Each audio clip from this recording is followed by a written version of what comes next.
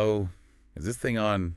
Wait a sec. I can never get this right. Yeah. Oh, hi, everyone. Welcome to, oh gosh, I'm so sorry. I completely forgot what I was going to say. It's just that. Oh, never mind. Are you all right? We are diving into human emotions today, remember? How our brains make all those feelings happen. You know, like we talked about. Emotions, yeah. Yeah. Right. Like, remember that time when, Ah. you know, actually it doesn't matter. So, brains, they're important for that, huh?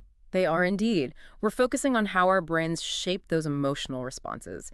Key regions like the amygdala, that's involved with fear and anxiety. The amygdala. That rings a bell. Was that the pasta we had? No, wait. It's a part of the brain. We literally just discussed this. Right, of course. Brain stuff. Look, can we just, I don't know, get on with it? I've got a bit of a headache forming, and I think it's all these technical terms. Right. Okay, deep breaths. So the amygdala.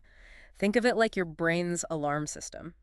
Senses danger, triggers fight or flight. Danger. Like choosing the wrong restaurant, that's a recipe for disaster. Yeah. And speaking of disasters, Please don't tell me you're bringing up our dinner. no.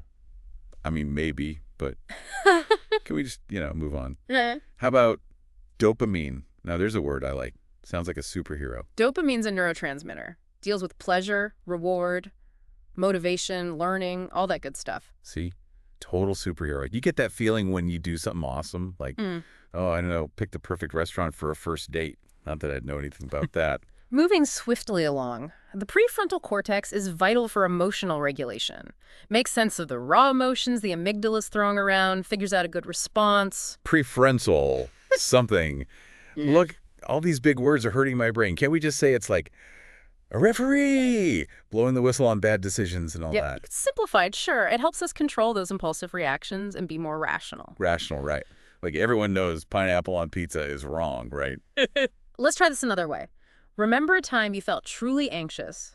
Your body freaks out, heart's racing, maybe sweating. That's your amygdala do with its thing. Oh, like when I'm about to jump out of a plane or get a haircut or, wait for someone to choose something, anything off a wine list. Right. Those can definitely trigger some anxiety. But your prefrontal cortex, it swoops in to analyze. Real threat or overreaction. Helps you chill out, make a plan. So what you're saying is my prefrontal cortex needs a good workout. Brain gym membership. Not quite.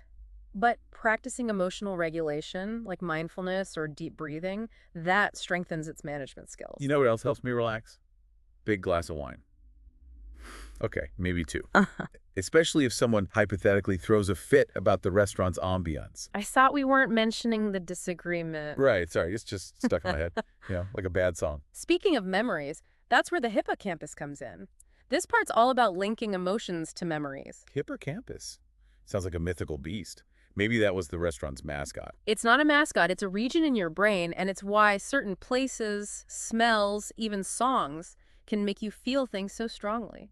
All right, I'm getting it. Brains are complicated. Way more complicated than deciding between, say, steak or fish. Which, for the record, shouldn't take half an hour. You're not doing this again. Point is, understanding our brains helps us handle this whole emotion thing a little better. So, if I was a brain surgeon, I'd be a better date. That's not what, you know what, I'm not even going there. Look, maybe this whole brain thing was too much. How about we disagree? Emotions are weird, brains are weirder, and this podcast, it's over, right? I think that's for the best, yes. Fantastic. Now, who wants wine? I know I could really use some.